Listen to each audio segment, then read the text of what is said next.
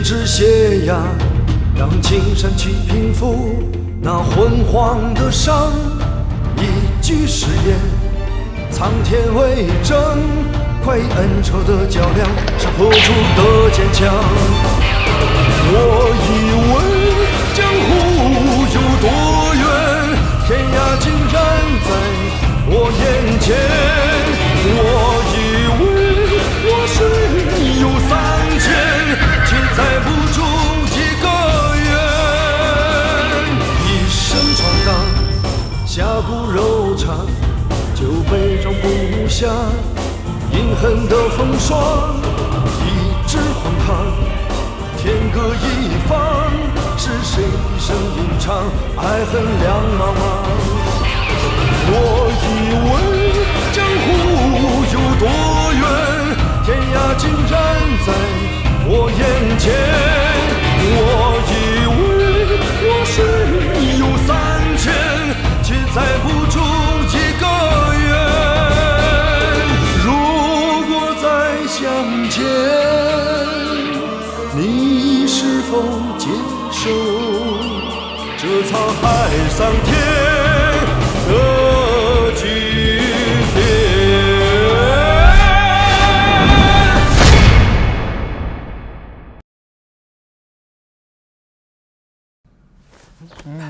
天地，哎呀，老大！入洞房。哎呀，老大，你醒醒！哎，老大！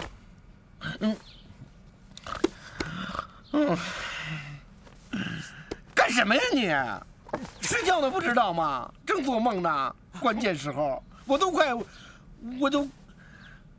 进洞房了，讨厌死了。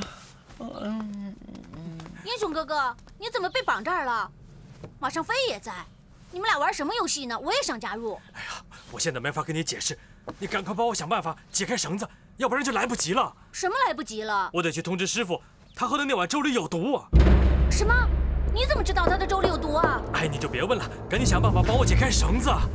我已经准备好了，这份生死状，你我这场比武，这上面写得很清楚，无论是谁输了，就必须自断双臂。老夫早就猜到了，你们是有备而来。哼！你趁人之危，简直是无耻！厉公公，您曾亲口说过，您跟我师父曾经是同朝为官的老朋友，请您给做个主吧。像这种趁人之危的事，您不能坐视不管啊！江少侠，这可实在叫鄙人太为难了。刚才岳掌门说的已经很清楚了，这是一件江湖的事情，就应该按照江湖的规矩。鄙人混迹于宦海，朝廷为官，实在不便插手江湖中的事情。可是，杨伟，不要多说了。既然命中注定，看来今天我这一劫是躲不了的了。不过，还要请厉公公念在你我往日旧情，不要伤害我折剑山庄的门徒。好吧，既然战大侠都这么说了，那我岂敢有推辞之理呢？战大侠，如果你实在不愿与岳掌门交手，完全可以拒绝岳掌门的挑战。不过，你必须得把那些不该在折剑山庄犯上作乱的人交给鄙人。折剑山庄绝对没有你所说的那种穷凶极恶之徒。战大侠，飞鸾可是在帮你呀。战母心领了，岳掌门，来，那个什么生死状，给我拿过来。好。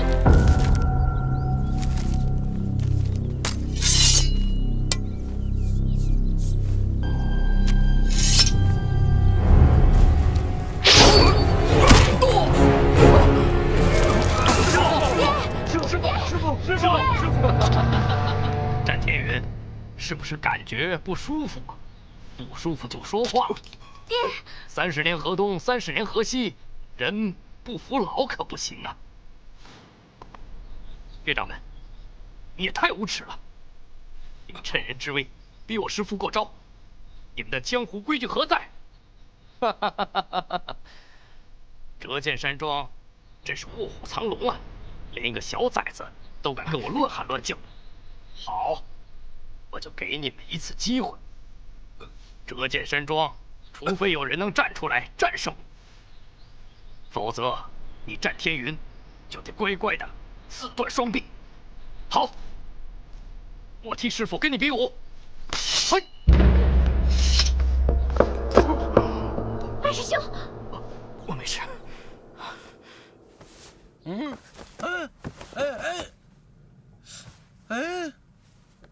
怎么回事？哎呦，怎么把我绑这儿来了？不是鸟人在这绑着呢吗？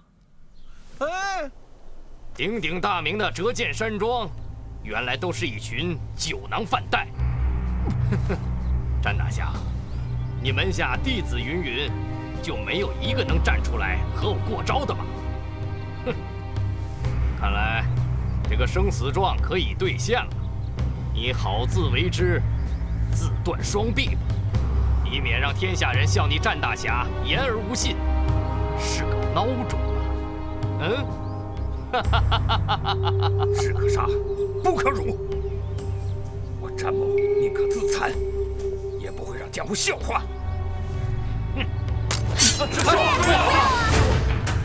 师傅，师傅，快住手！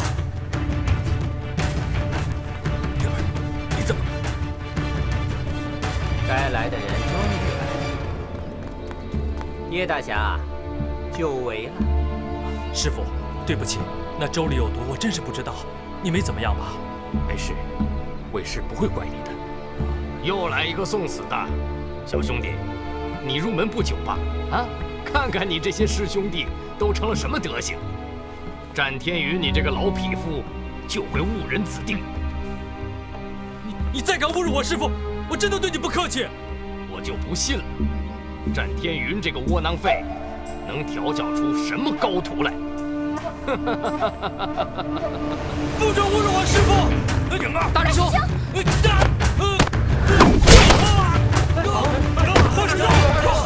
你没事吧？英雄哥哥，大师兄，你没事吧？没事吧？没事，没事。好歹我岳东来也是一派掌门，杀你这个无名小辈，简直有辱我的身份。我不是无名小辈，我告诉你，我有名字。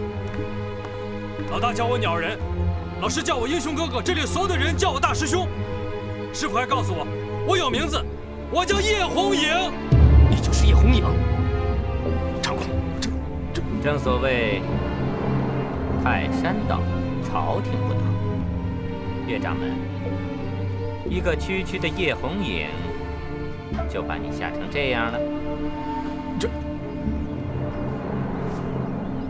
好，叶红影，今天你就是长了3头6臂，我岳东来也要会会你。快跑啊，英雄哥哥，快有剑，快跑啊！神机应敌杀手，拔剑呢？我连剑都没有，拔什么剑？大人不计小人过，快放我下来好不好啊？是你师傅让我这么干的，我也不愿意呀。这到底是怎么回事啊？打狗还得看主人的嘛！啊！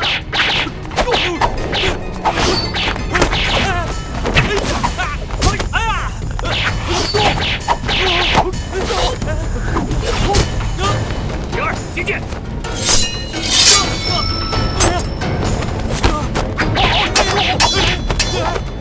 这么短，这不就工减料吗？英雄哥哥怎么打呀？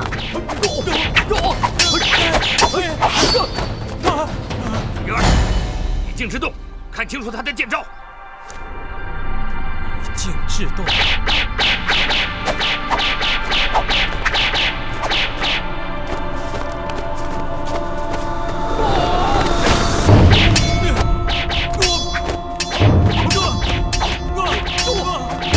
英雄哥哥，你不能只守不攻嘛！大师兄，快快来要害呀！我不会呀！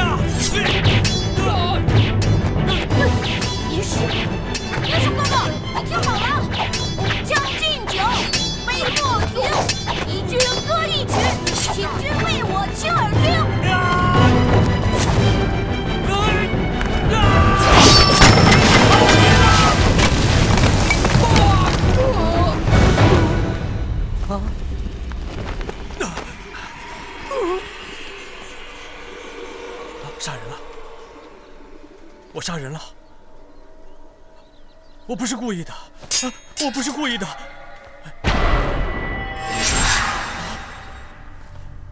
血，我手上有血，不行，我要洗干净，我要洗干净。把侵犯拿下。是。我不是有心的，你们干什么？我不是有心杀人的，不要抓我，不要抓我。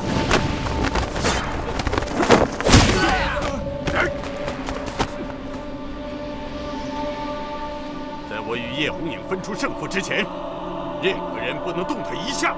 大胆长空无名，竟然公然和我东厂对抗，包庇朝廷侵犯。包庇侵犯，笑话！在我与叶红影分出胜负以后，你想怎么处置他，我长空无名绝不干涉。否则，别怪我手上的剑不认人。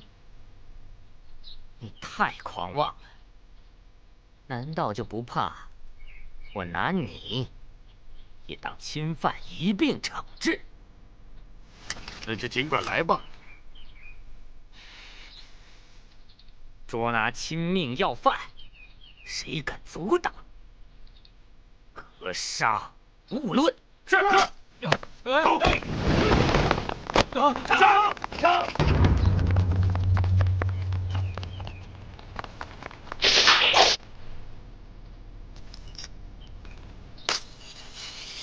全都住手！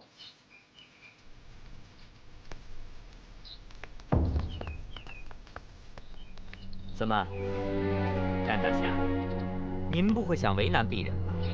这可是9000岁亲自下的命令，谁也不敢违抗啊！鄙人也是情非得已啊。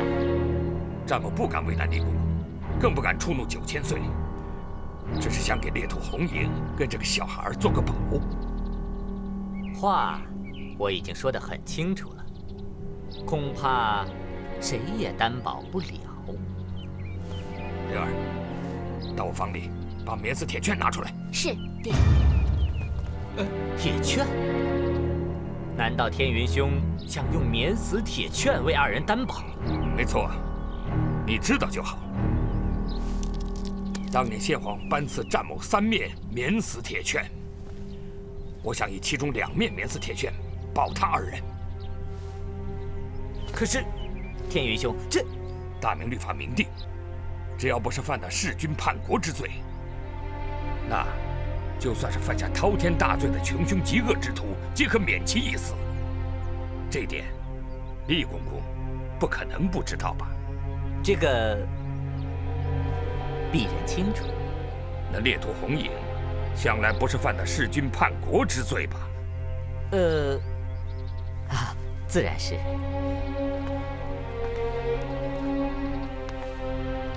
难道这个10岁不到的小孩儿，有可能犯下10恶不赦之罪吗？所以，恳请厉公公网开一面，高抬贵手。好吧，既然战大侠执意如此，飞暖就一定卖这个情面。不过，鄙人把丑话说在前面，日后他2人只要踏出折剑山庄半步，我一定会公事公办，不留情面。一言为定。爹，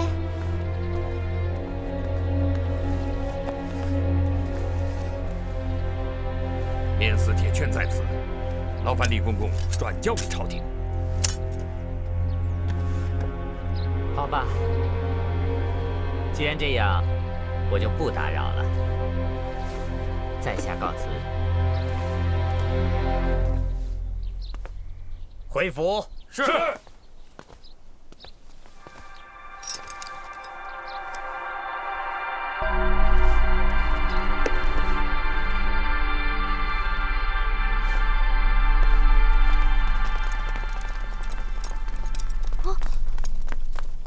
英雄哥哥，他就是我跟你说过的那个叫长空无名的人。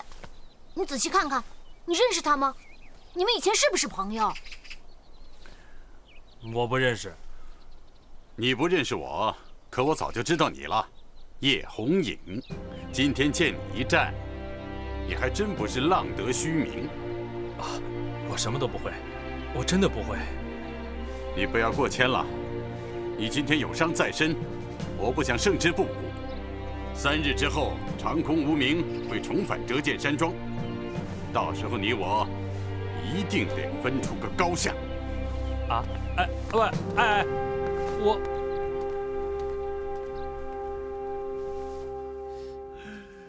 不好玩啊！谁呀？这是干什么呀？没吃没喝的。庄主啊！哎呀，是你让我这么干的呀！你也不能不管我呀！好歹让我能够着这条鱼也行啊！大师兄，这次真的要谢谢你，要不是你，那群坏人不把我爹逼得断去双臂，是绝对不会善罢甘休的。你是我们山庄的大恩人，我替我爹、替师兄弟们向你道谢，你就受我一拜吧。哎，战姑娘，别这样，我受不起啊！不，大师兄，你绝对受得起，你是我们山庄的大恩人啊！你别这么说，这么说我受之有愧。师傅还有大家对我都那么好，我为你们尽点力，是应该的。英雄哥哥，你是当之无愧，怎么会是受之有愧呢？刚才的情形多危险，我们大家都看见了。不过说起来，我的功劳也不小，要不是我在旁边吟诗，你哪能想起那个剑招啊？就那招叫什么？哦，听他劈了。人远说的对，今天折戟山庄化险为夷，他们2个是居功其伟啊。不过，战姐姐，既然你都知道英雄哥哥这次帮了你们大忙，那你以后对他好点，别再欺负他了。我知道，大师兄，以前我对你实在是太过分了，你就原谅我吧。看你们兄妹摒弃前嫌，老夫很高兴。哎，师傅，爹，庄主，你没事吧？爹，你没事吧？放心吧，不碍事的。我已经运功把体内的毒逼出体外，休养几日就没事了。啊，这次遭人暗算，我看折戟山庄再无宁日了。还有那个长空无名，他放下狠话说3日以后找你比武，看来你要跟他分个高低呀。这就奇怪了，师傅，我又不认识他，他为什么一定要跟我比武呢？人生在世，就是名利2个字。放心吧，到时候为师一定尽力为您化解这场不必要的虚名之战。师傅，我给师弟们都已经服过药了。怎么样？严重吗？您放心吧，服过药以后，他们都已经无碍。大师兄，大师兄，刚刚幸亏有你，否则后果不堪设想。刚刚大师兄那几招，简直就有庄主的风范。对，大师兄，你要是当上庄主，大伙儿一定心服口服啊。对呀，是。对，英雄哥哥的武功这么好，以后要是你当上庄主，就没人敢来惹事了。哎，别乱说，我连自己是谁都不知道，哪能当什么庄主啊？别拿我开玩笑了。姚北，啊，徒儿在。宽儿的后事就交给你去料理了。师傅放心，我会亲自处理的。哎，宽儿生性不济，他是你们兄弟里边最让我操心的一个。想不到到头来还要让我这个白发人送黑发人。扪心自问，对宽儿，我已经尽了一个为师为父所能做的一切了。哎，圆圆，我去弄几个小菜，你去准备碗筷，千万别落下什么东西啊。记得带酒啊。放心吧，姐姐。哎呀，哎，来人了！哎呀，欢迎欢迎啊！看你们的情绪，应该是大获全胜吧？哎呀，胜肯定是大获全胜了，但是跟你没关系，因为差点被你搅黄了，所以呢，你没有资格吃我们的。哎呀，算了，一时半会儿跟你说不清楚。我们大伙儿啊，都想跟英雄哥哥喝一杯酒，待会儿再聊啊。你们还要喝酒啊？小少爷，带我一块儿去吧，我还能替你挡酒呢，记得不？我现在正准备东西呢，没工夫搭理你。你不带我喝酒也行，你告诉我，是谁把我绑这儿的？怎么绑上去的？废话，这还用问吗？当然是被人绑的了。谁呀？太可恶了！告诉我谁干的？谁干的这种缺德事？我当然知道了。谁？这还用问吗？这个人啊，就是我。林远，东西齐了，快走吧，别让他们等着急了。嗯，走吧，姐姐。哎，别这么走啊！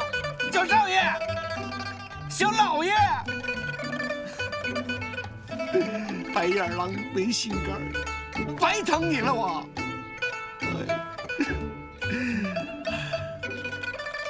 还是艾迪姑娘对我好啊！哎呀，虽然有点疯狂，但是挺实在。哎，也不知道她跟冬青怎么样。冬青姐，我还是觉得我们南方好，山山水水的。你看这儿，到处都光秃秃的，风也吹了，草也低了，我可没看见什么牛羊。看来那些什么诗啊、词啊的，全是骗人的。你哪来那么大雅兴啊？我们出来啊，可不是看风景的。这好不容易才出了关，我现在只想见到袁大将军。哎，冬青姐，那我们见到袁将军，把东西给他，是不是就可以回去了呀？哎呀，太好了！这样的话，我就可以见到我相公了。哎，这么久没有见到我相公，我都快想死他了。这次我见到他，再也不跟他分开了。哎，冬青姐，你说我们老穿着这身衣服，是挺像大老爷们的，可是我可是一个集传统妇女美德于一身的美人呐。你呀，就别再瞎胡闹了。虽说我们离开了锦州地界，但毕竟还没有见到袁大将军，所以啊，还大意不得。你若是想尽快见到你相公，我们必须赶快赶路。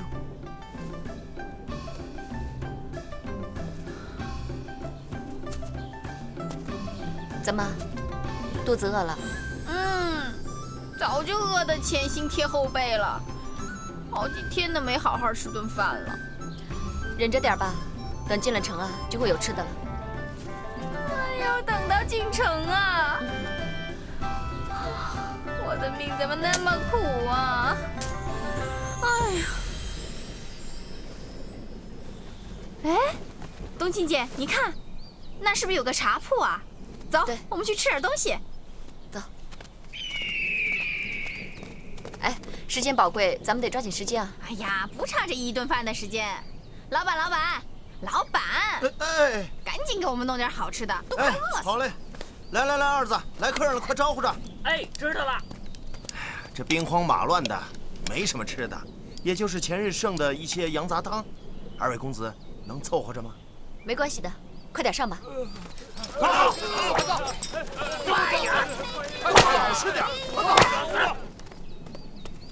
来，哎，来，您二位慢用啊。老板，您这守着驿道口，也不多备点吃的，这可怎么做生意啊？哎呀，一看呐，你们就是关里来的，这关外天天在打仗，这番邦的奸细时不常的就混进来，这每天都在抓，弄得人心惶惶的。家里没个事儿，谁还敢轻易出来啊？这没人过，您说我这卖给鬼去啊？哪有什么奸细啊？都是附近老百姓抓来凑数的。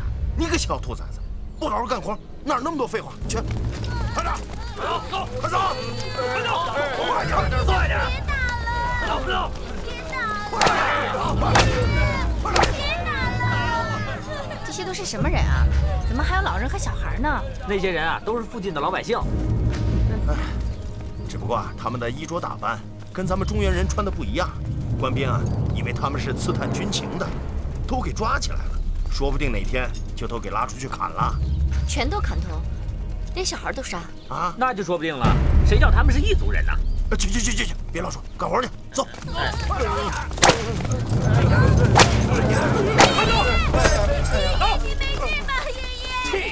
起来，滚起来！听见没有？起来！那些孩子有什么错呀？那些官兵为什么要那么对他们？太过分了！算了，别多管闲事。别忘了，你答应过我的，不再节外生枝。快吃吧，吃完咱们还得赶路。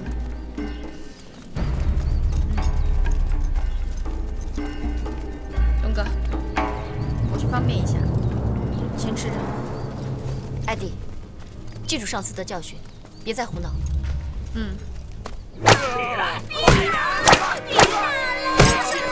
住手！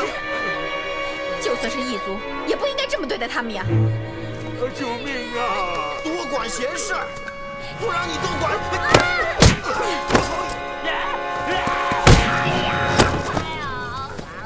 没事吧？谢谢。来。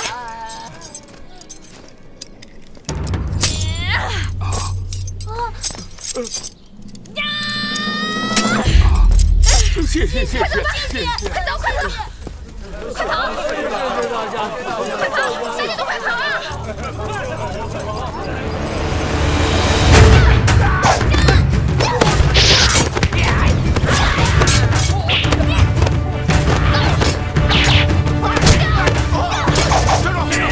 敢放走异族贱民，大胆奸细，给我带走！我不是奸细，放开我！走！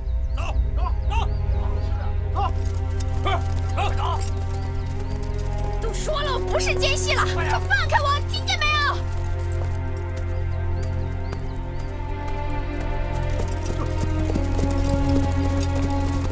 放开我！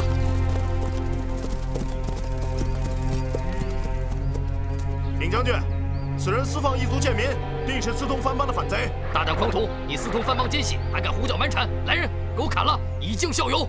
哎，别杀我呀！我还等回去见我相公呢。什么颠三倒四的？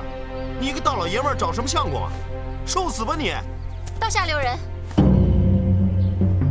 将军，千万别刺杀好人。大胆，私通番邦的叛国之徒，也配称得上是好人？本将军念你是一介无知草民，不跟你计较。再胡闹，一样拿你军法处置。快滚！将军，草民就算有天大的胆子，也不敢妨碍您执行公务。只是草民这位朋友，平生见义勇为，好打抱不平。方才见百姓被将军的军士们施暴，所以才一时动了恻隐之心，鲁莽行动，还请将军见谅。今天你自以为做了件好事，可你知道吗？明天本将的军士们有多少要惨遭他们的毒手？荒唐！没将他凌迟处死，已经算是手下留情了。你若再敢替他求情，就以同样的罪名论斩。袁大将军早有命令，阵前通敌者，杀无赦。袁大将军，莫非将军正是袁大将军麾下的？不错，我乃关宁铁骑先锋祖大寿。冬青姐，他是袁大将军的部下，你赶快告诉他，我们就是专程来找袁大将军的。而且刚才我放的那些人，老的老，小的小，怎么可能是奸细嘛？你让他别杀我的头。是啊，将军，就请您网开一面。现在我们去见袁大将军。如果将军还不肯饶恕我这位朋友，要将他依法处置，到那个时候，草民也再绝不敢多言相劝。你们来辽东是来找袁将军的吗？正是，草民有要事，必须当面向袁将军禀告。有要事禀告？你们究竟是什么人？实不相瞒，草民乃前左副都御史杨涟的女儿。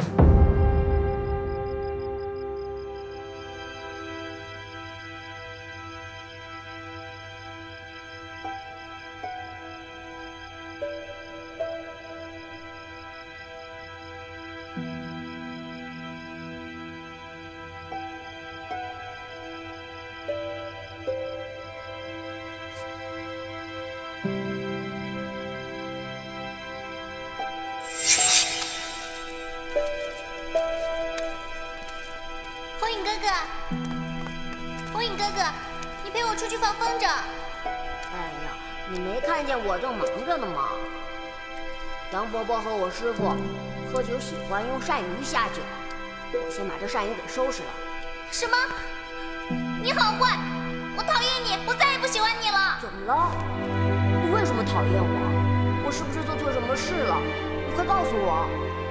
你杀鳝鱼，你好残忍！你看你的手上全都是血，我再也不跟你玩了。你别生气，你是不是讨厌我杀鳝鱼？那我以后就再也不杀了，我的手再也不会沾上血了。你不要不理我。好吧，可是你要先把手上的血洗干净。为什么会做这个梦？在梦中那个小女孩，叫我红影哥哥的那个小女孩，说让我把手洗干净，不喜欢沾满鲜血。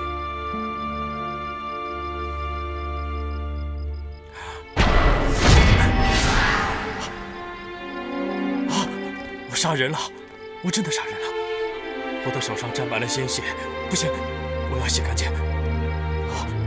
我洗干净。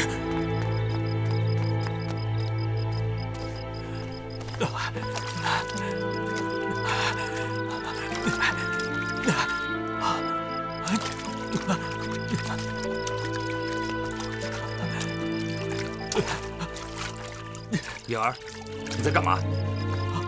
血，师傅你看，我的手沾满了鲜血，我要洗干净。颖儿，冷静一点，你看清楚手上什么都没有。我的手真的是干净的。颖儿，一个人的手干不干净，完全在于他的心。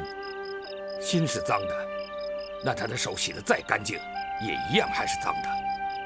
心是干净的，那你的手就是沾满了血，也是干净的。你懂吗？不懂，我真的不懂。对了，师傅，在我梦里一直有一个小女孩，叫我红影哥哥，她一直让我把双手上面沾的鲜血洗干净。您知道她是谁吗？师傅，您说过了，您是一手把我从小养大的，您一定知道这小女孩是谁，您能告诉我吗？为师是不希望你想起过去的事情，但是有些事情是必须让你知道的。颖儿，就听为师说一段故事吧。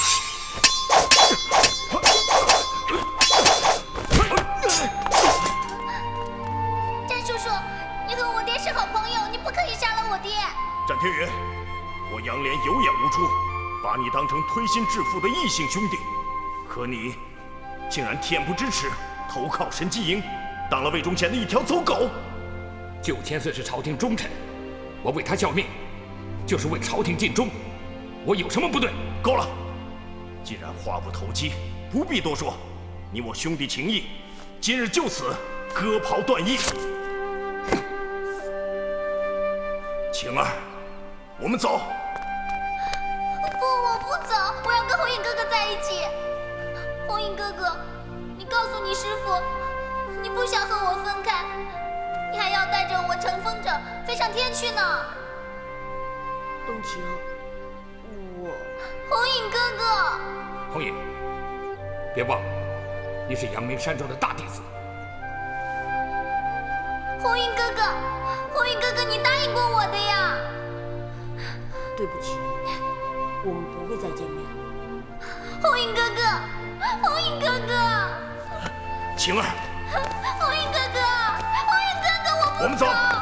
红影哥哥，红影哥哥，红影哥哥，红影哥哥。师傅，您的意思是告诉我，我梦里那个小女孩名叫杨冬晴？没错，她是你还没过门的妻子。我未过门的妻子？这门亲事是为师跟他父亲杨莲给你们俩定下来的。杨莲？怎么好像听说过这个名字啊？这个事情说来话长。杨莲是你的启蒙恩师，当年为师曾经拜托他为你传道授业，同时他也是为师今生今世唯一的知己之交。只怪为师与他意见相左，杨兄与我割袍断义，10几年后已是阴阳两隔。师傅，您怎么了？怎么越说越伤心了？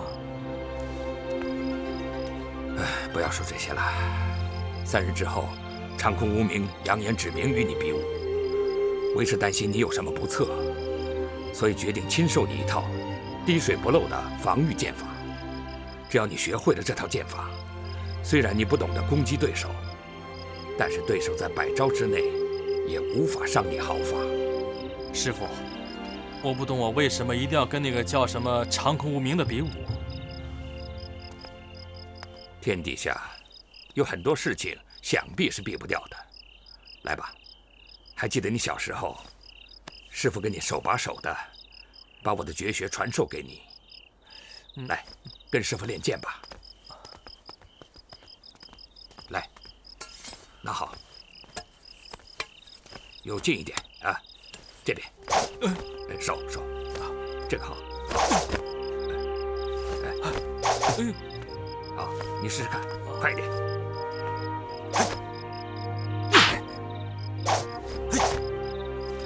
很好，再来一遍。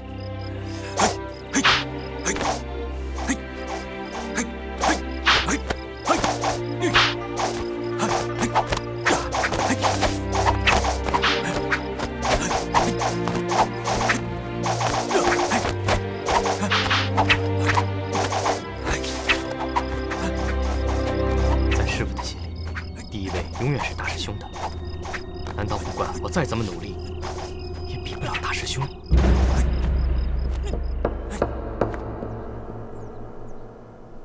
什么？岳新川？不可能，绝对不可能！大将军，东秦虽不敢胡乱断言岳新川究竟是为了什么，但是他确确实实是投靠了魏忠贤。杨姑娘误会了，本将不是不相信你，只是这13铁骑自从改邪归正以来，一直在本将帐前效命。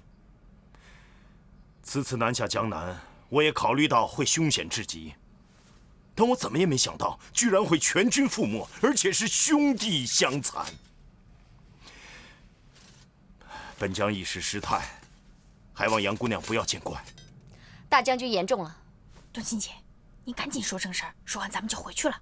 正事儿？当然有正事儿了，不然你以为我们俩千里迢迢跑来就是为了给你报个信儿啊？阿弟，不得无礼。袁大将军，我们的确是有更重要的事情。什么事？将军，您可知道，顾大人有一颗官印？官印？你说的可是东林书院顾县城顾大学士的官印？正是。难道你们把官印带来了？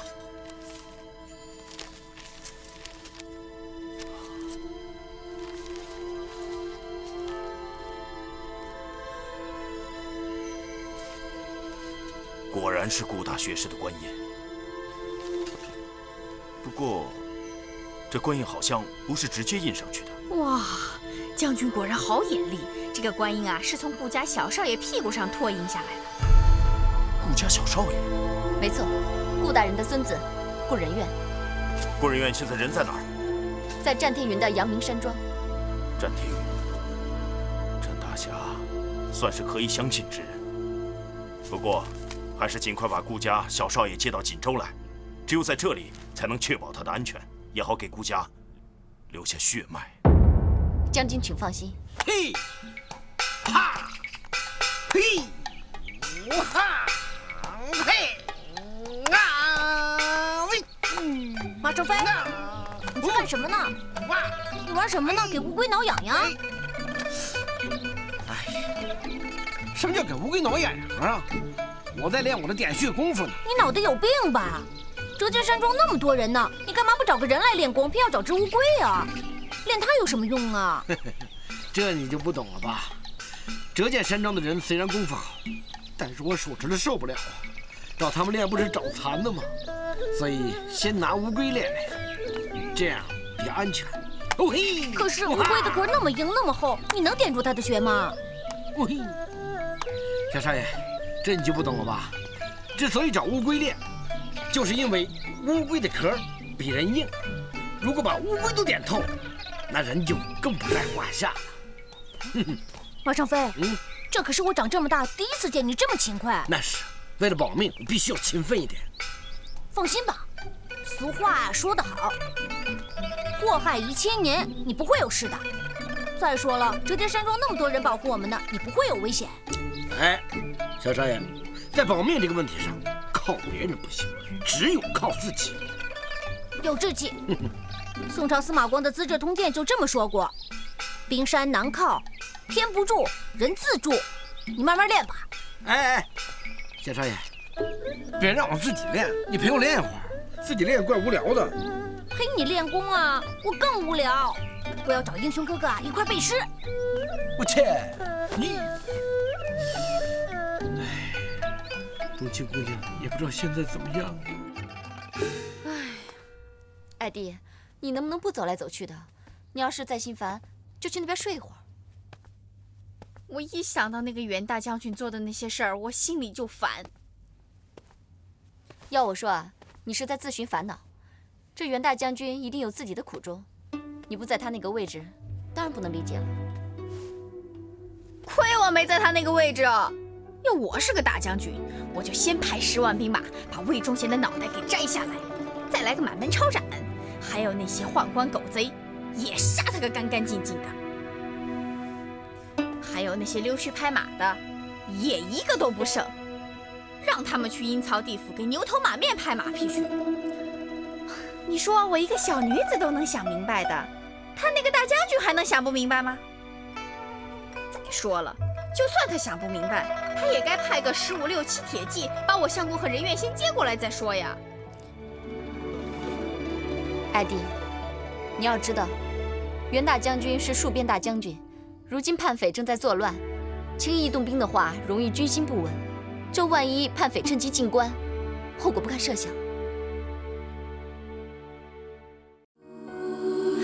黄花随风，尘缘未落地。铜镜离墨，胭脂红，灯远方，一路烟雨迷蒙。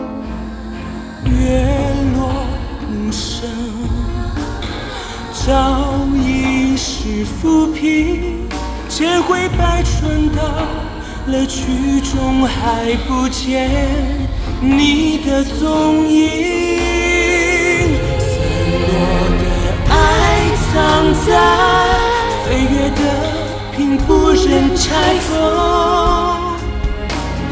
只愿它还会让我们紧紧相拥。散落的爱藏在岁月的屏，不忍拆封。只怕它装不下我们来世今生。也许我的心只有你才会懂。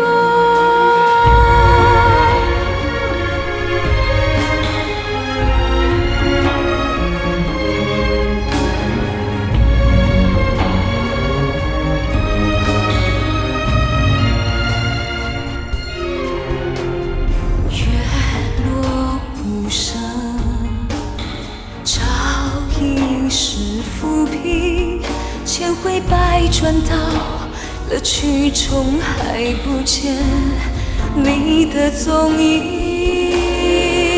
散落的爱藏在岁月的屏，不忍拆封。只愿它还会让我们紧紧相拥。落的爱藏在岁月的屏，不忍拆封。只怕它装不下我们来世今生。